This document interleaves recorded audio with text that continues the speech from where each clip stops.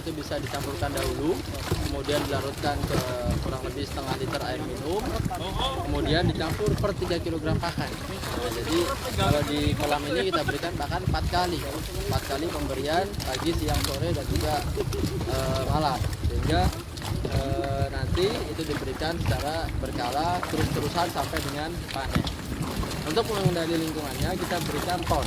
Dosis ton untuk pemberian di kolam tambak itu kurang lebih 1 kg per hektar lahan untuk manajemen pemeliharaan. Sedangkan setelah ini tentu nanti ada periode peristirahatan, periode untuk mengangkat yang namanya hitam dan lain sebagainya, kemudian nanti dilakukan lagi proses pemupukan.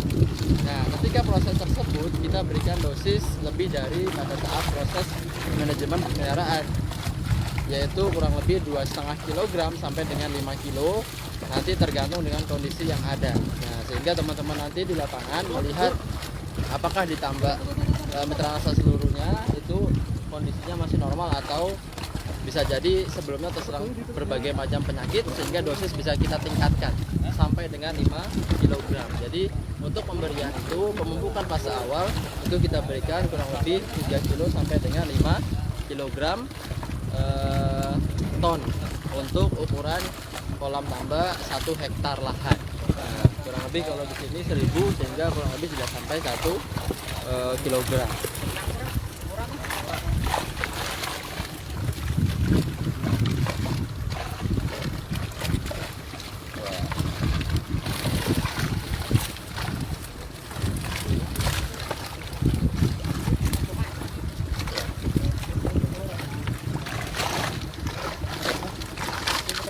Udah, Pak. Tadi yang besar itu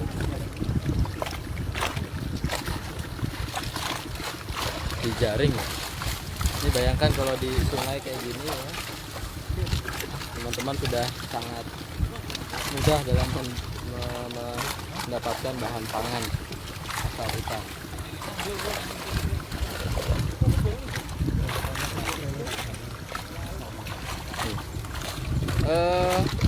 Silahkan kalau ada yang ingin ditanyakan. Barusan ada yang bertanya untuk ikan dengan komoditas yang lainnya bagaimana, Pak? Untuk ikan lele misalnya, untuk secara umum penggunaan teknologi NASA untuk ikan itu adalah sama. Dosis 1 tutup Piterna dicampurkan per 3 kg pakan itu sama berlaku untuk seluruh jenis ikan maupun udang. Nah, jadi tetap sama. Yang membedakan nanti adalah kuantitas pakannya. Nah, sehingga nanti dibutuhkan Piterna berapa botol, kemudian VOC ataupun harmoniknya berapa botol. Nanti sesuai tergantung dengan banyaknya pakan yang diberikan. Banyaknya pakan juga bergantung dari kepadatan ikannya. Otomatis ketika ikannya itu padat, kepadatannya tinggi, padat tebarannya tinggi, kuantitasnya banyak, membutuhkan pakan yang juga lebih banyak dari yang kepadatan normal, sehingga dibutuhkan teknologi NASA juga yang lebih banyak, akumulasi teknologi NASA yang lebih banyak. Kemudian kalau untuk penggunaan di air kolamnya, kita juga sama gunakan ton, atau juga kalau teman-teman masih menyimpan namanya tangguh probiotik, juga bisa dicampurkan di air kolamnya. Pemberiannya bagaimana? Yaitu dengan sebaiknya diberikan itu sejak awal fase sebelum kita tebar ikan, kurang lebih bisa seminggu sampai 3 hari sebelum kita tebar, kemudian kita isi ton dan juga tangguh probiotik. Untuk apa? Untuk menyiapkan lahan.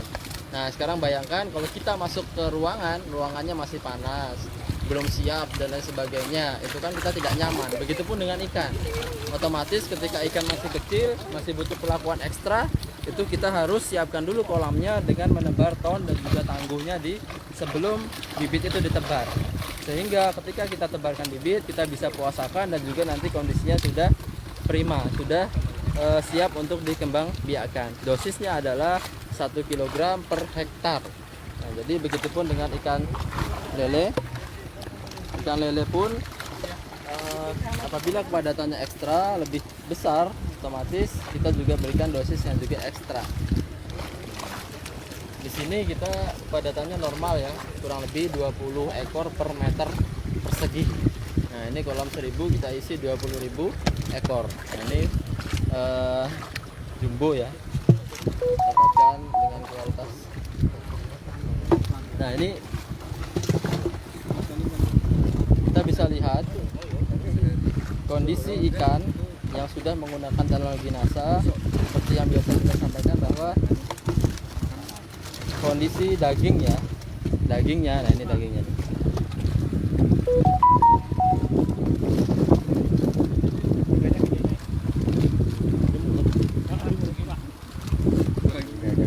Nah ini ya kondisi daging.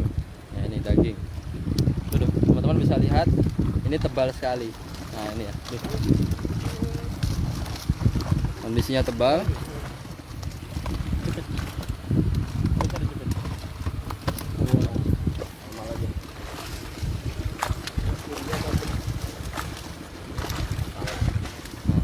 Ini ya, kita lihat bahwa kondisi dagingnya itu tebal sekali, kepalanya pun biasa lebih kecil, dan ini memang salah satu keunggulan apabila sudah menggunakan teknologi NASA, yaitu dengan kandungan asam amino, mineral, kemudian vitamin dan lain sebagainya. Kita bisa pacu pertumbuhan dengan meningkatkan bobot badan dan juga memperbanyak massa dagingnya. Nah ini bisa jadi ukuran yang sama, ditimbang itu dia lebih berat karena memang kondisi dagingnya lebih banyak atau lebih antep kalau bahasa Jawa. Nah ini kita coba ukur ya. Nah ternyata yang tadinya kita perkirakan bobotnya kurang lebih 200 gram, ini sudah sampai 400 gram. Nah ini kurang lebih sekilo isi 2 ya, isi 2 lebih dikit.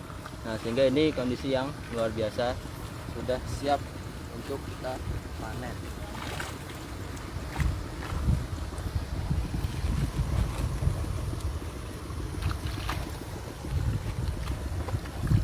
Pertanyaan lagi?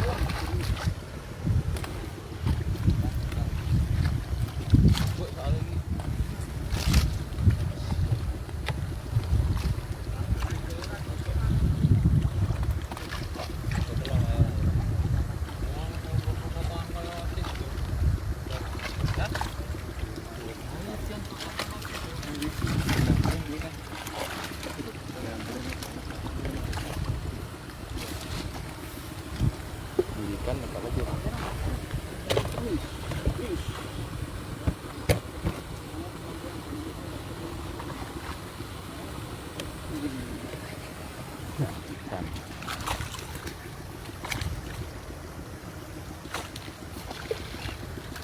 Jika ada yang ingin ditanyakan, silahkan bisa langsung sampaikan, diketik ya di kolom komentar, nanti kita langsung jawab. Bagaimana cara aplikasi teknologi NASA tadi juga sudah disampaikan. Kita menggunakan Python POC dan juga Ton dalam budidaya ini.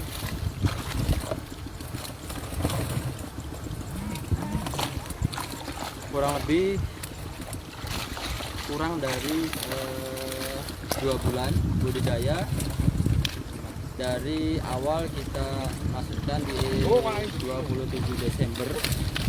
Namun memang belum diberi pakan, itu masih penyesuaian, sehingga tepatnya di awal Januari kita hitung sampai dengan tanggal 26 Januari ya sekarang. Nah, sehingga ini masih waktunya sangat singkat, dari size 35 sampai dengan size 5. Jadi peningkatannya juga sangat cepat.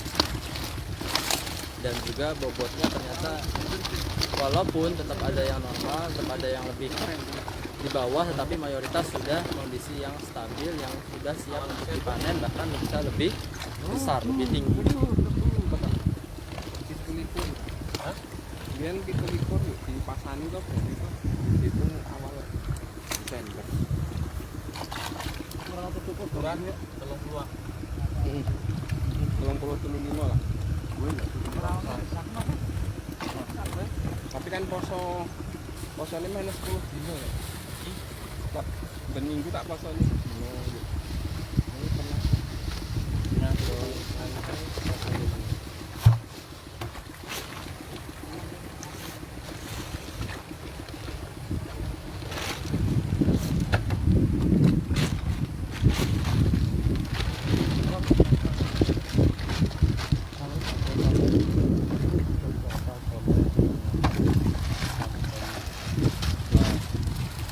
Jadi ada pertanyaan kebutuhan penggunaan teknologi NASA dari awal budidaya sampai dengan panen.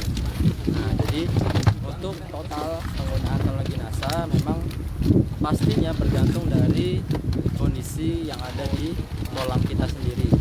Kondisi yang kita biasa lakukan biasanya yang paling bisa diukur adalah lama panennya. Kurang lebih kalau kita tahu bahwa itu akan dipanen 3 bulan atau 2 bulan misalnya 2 bulan, sehingga kita bisa memperkirakan pemberian ton sebelum fase budidaya kurang lebih sebanyak 1-3 kg tadi, misalnya 3 kilo ya. Kemudian kita berikan lagi secara berkala antara 15 sampai 20 hari.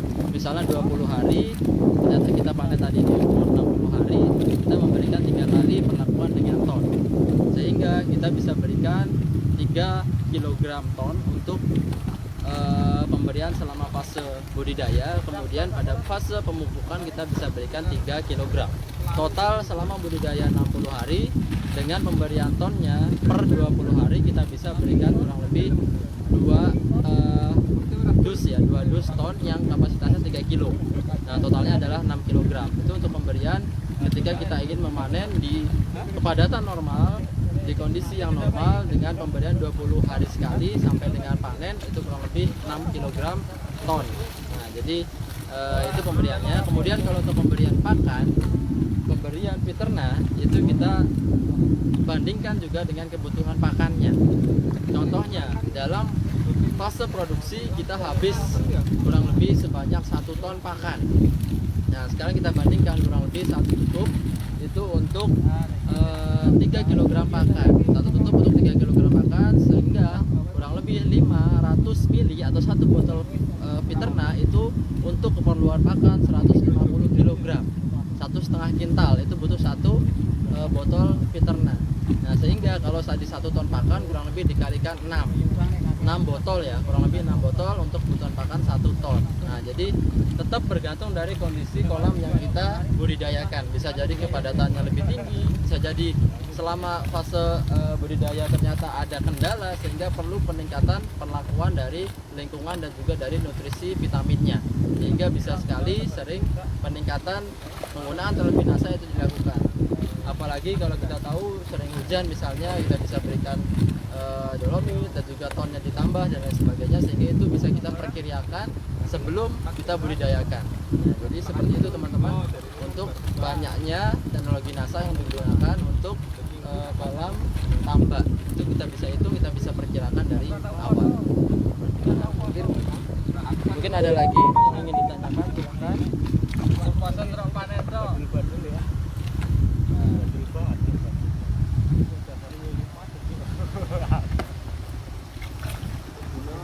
Fase pemanenan ini umumnya kita lakukan juga secara cepat ya, secara cepat dengan personil yang banyak untuk meminimalisir bagi ikan-ikan mungkin yang tidak memasuki kriteria, itu akan dikembalikan pada saat kondisi yang normal dan tidak stres. Nah, apalagi kalau sudah diangkat masuk ke dalam drum seperti ini, otomatis nanti ikan kalau dikembalikan sudah tidak prima. Nah, sehingga kita harus lakukan secara cepat, biasanya kurang dari 1 jam. Begitupun udang ataupun ikan, kita panen, kemudian kita bawa, kita sortir, kurang dari 3 jam udah masuk ke cooler box di pendingin. Baru nanti dibawa entah ke Jakarta atau ke daerah lainnya, itu bisa dilakukan. Jadi otomatis sudah ada yang namanya cooler box pendingin.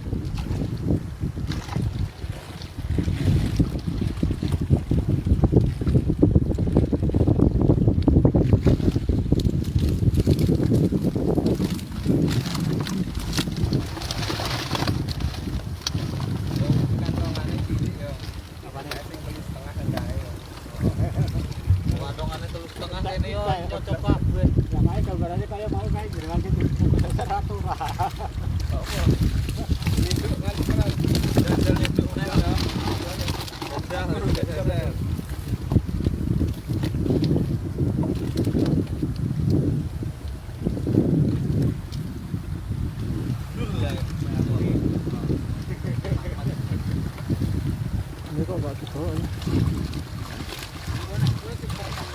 Mati nih.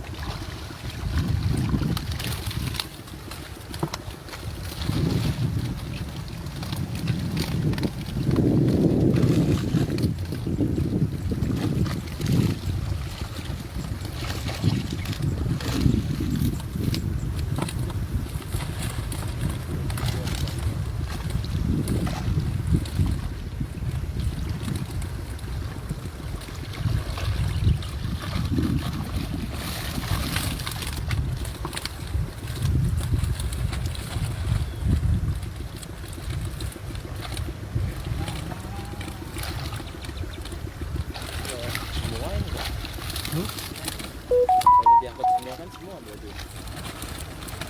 Yang kecil kan jangan.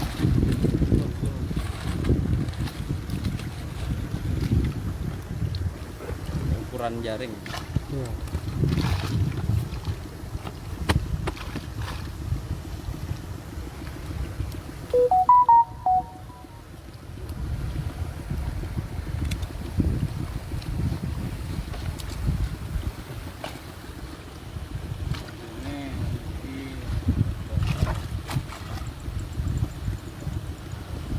Mau lihat di sana Mas.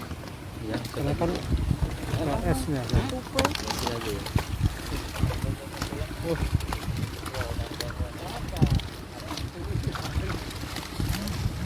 Ikuti ini aja.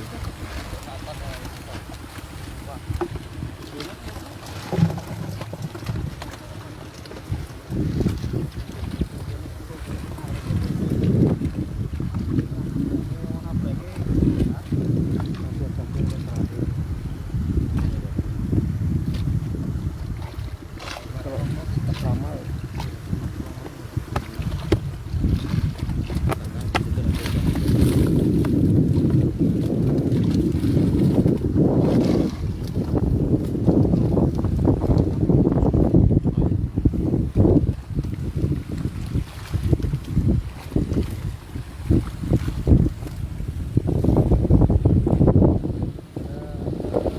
setelah dilakukan pemanenan dari kolam dan pasca panen dengan penyitaan yang diambil dan grading pelabuhan dan dilakukan penyimpanan kemudian dibawa ke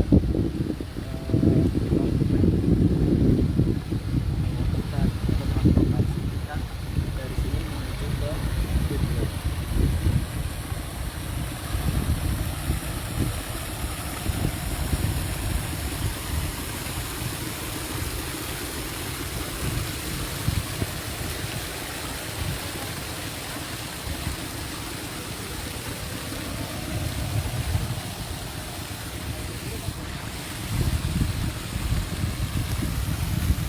Kak,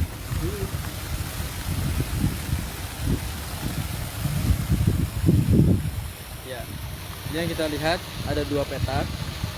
Tadi yang kita panen itu adalah yang ujung, yang belakang. Nah, itu tambak yang nomor 3. Sedangkan tambak yang ini, yang nomor 2 yang dekat ada kincirnya hidup ini kita isi udang faname dengan kepadatan 100.000 ekor di ukuran kolam 1.000 ekor. Sehingga ini termasuk kolam yang intensif penebarannya. Nah, kemudian di sebelah sana yang luas itu tambak nomor 1, petak nomor 1 baru diisi ikan nila dengan ukuran penebaran 2-5 cm.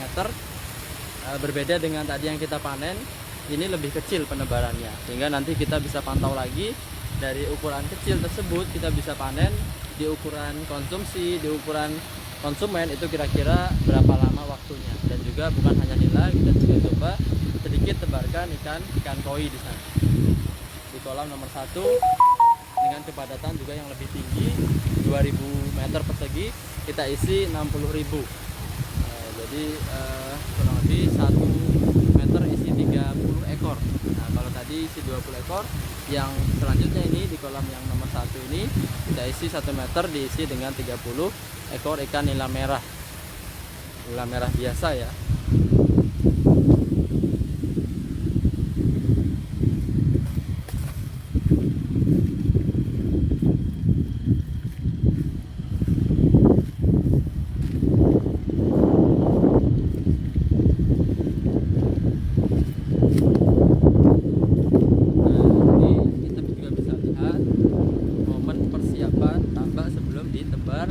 Baik itu udang maupun ikan. Jadi persiapan di fase di saat seperti inilah pemberian pupuk itu bisa diberikan. Sebelum kita tebar benih, kita tebar telur, itu kita bisa tambahkan ikan ton, ya tambahkan ton ataupun tangguh probiotik juga bisa. Itu dosisnya kurang lebih 1 kg per hektar.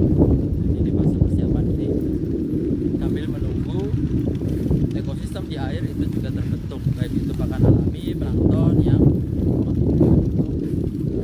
pakan alaminya.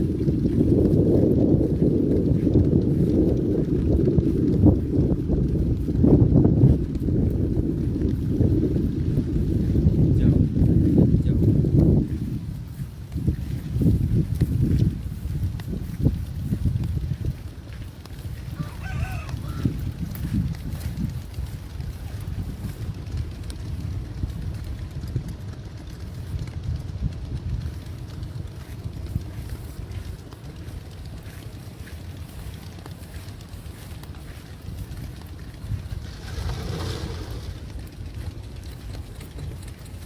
Di depan kita bisa lihat proses persiapan pengangkutan dari tambak menuju lokasi di mana ada dituju. Ini grading tadi.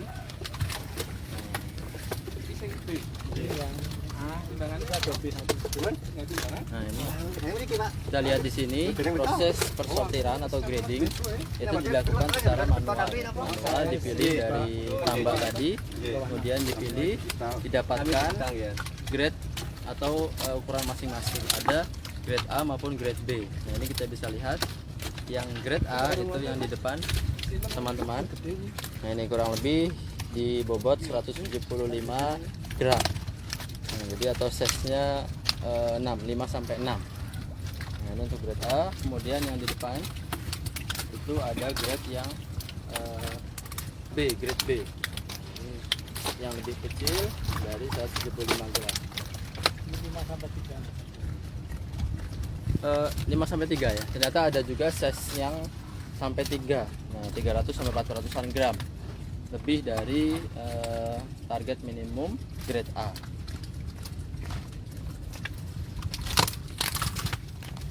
Banyak ya, ternyata banyak yang grade-nya sudah masuk dan juga berlebih.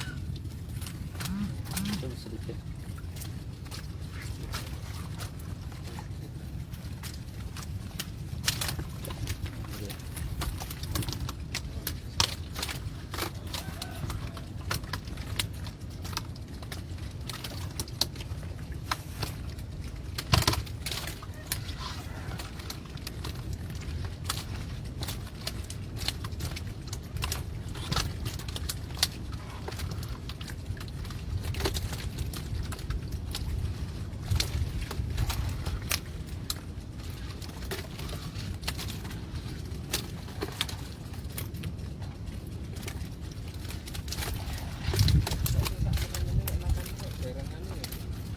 Dasar ya?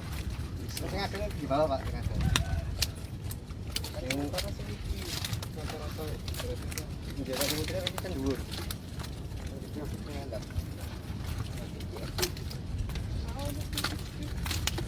Ini dibawa kemana Pak nanti Pak?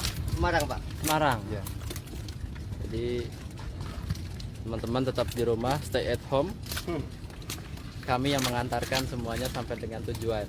baik di Semarang kemarin saya antarkan udang itu sampai dengan Jakarta. Jadi Jakarta juga dapat dari sini, tidak perlu khawatir. Dengan adanya angkutan kemudian diperlakukan dengan kondisi yang baik, ikan ataupun udang nanti tetap dalam kondisi yang fresh, yang segar. Nah, nanti kita lihat juga dari tong-tong itu, tentu di dalamnya sudah disiapkan pendingin cooler. Nah, dengan bantuan dari es. Pas yang Mas Kasmila.